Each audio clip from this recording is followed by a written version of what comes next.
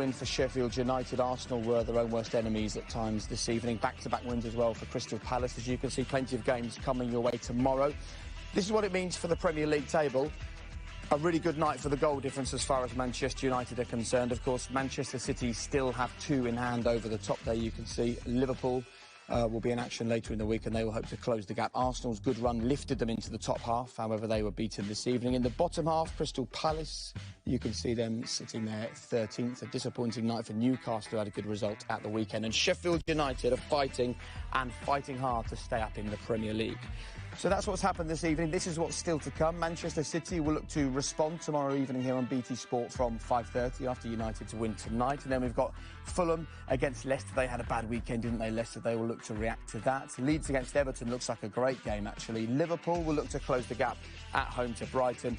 And it's Aston Villa up against Champions League chasing West Ham United. When did we last say that? They're sitting 5th in the Premier League at the moment.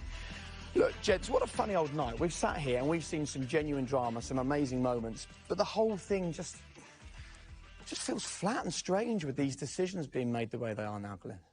Yes, it is difficult, isn't it? And the time it takes. I think they need to take their time and have a look at it. I'm not too worried about that. But, yeah, it's confusing. It's confusing because sometimes, even when you watch it from slow motion, and VAR must have the same problem, they're taking so much, they're looking at fractions, and on certain occasions, there's only 2 people in the stadium that know whether there was contact or not. And that's the 2 players involved sometimes.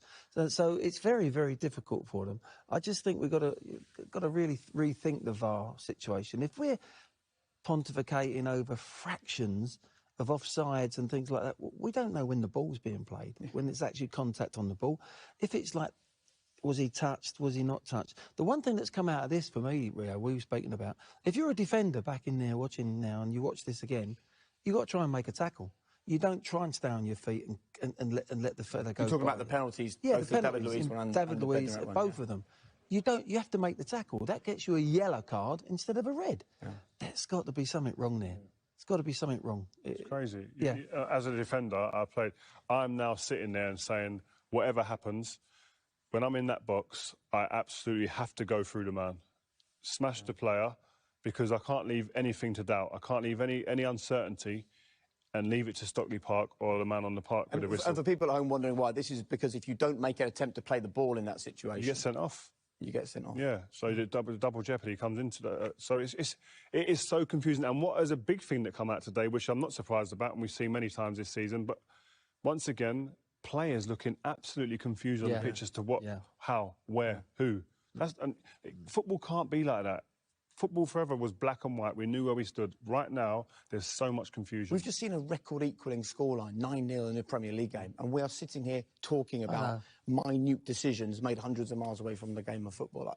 Is that the future? Yeah, because there's a new rule or a new understanding of a rule that comes out every single week now. So it kind of takes away from... We're sitting here a 9-0 game. It's an unbelievable game in that sense. It's the clear and obvious that we brought VAR in, and I was for VAR, but not for fractions and these decisions.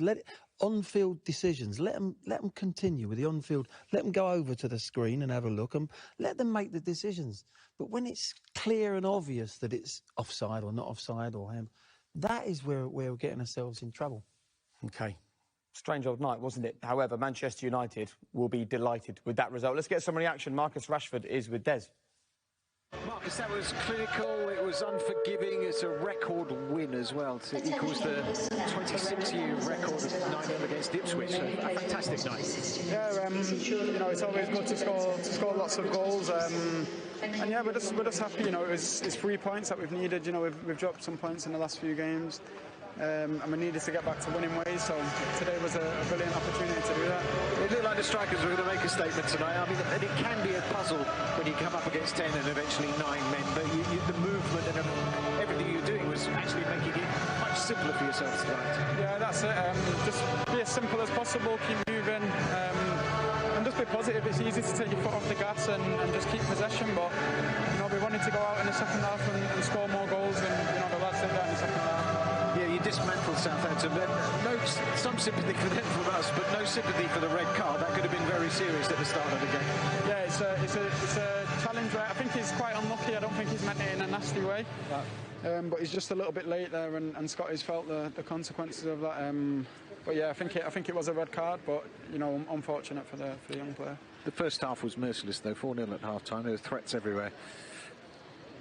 Yeah, I think the first half really set the tone for us. From there, when we come in at half-time, it's just about keeping the right mentality and the positive attitude, really, and going to finish the game and score more goals. And you passed Eric Cantona on the United all-time list of goal scorers, and that's a pretty impressive list to be on.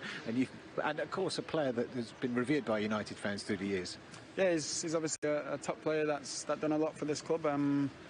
So yeah, I'm pleased to go past him today, and you know, for me, I just want to score more goals and keep helping the team. We saw the hunger of the team, but it was essential to respond, wasn't it? City are charging, Liverpool are getting back on track too.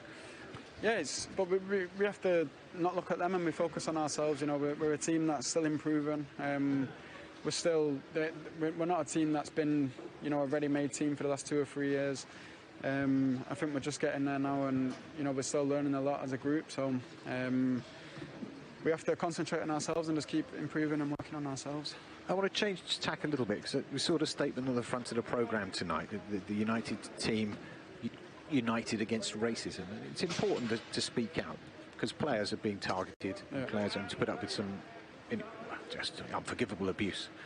Yeah, it's something that's happening, and you know, as much as we try and make it look like a sport that is full of positives, which for me growing up, that's what I always seen football as. It was a sport where people can express themselves and just be themselves on the pitch. And it's disappointing when things like this happen in football, but you know, the reality of it is that it's happening, and we all have to stand up and be heard, really. And that's all I can really say on it. I think only time will tell if the situation improves. But as for the time being, it's not really improved over the last few years. Thanks very much for your time, Marcus. Thank you. And yet again, he's having to talk about something unsavoury. In the build-up to tonight, that's what we spoke with Rio Ferdinand about. It's time for the talking to stop and more action to be taken, whether it's by the governments or the social media accounts. Someone has to step up and make a difference. After the break, we will talk further about this great win for Manchester United. But do we really want football to look like this? We'll talk about that after the break.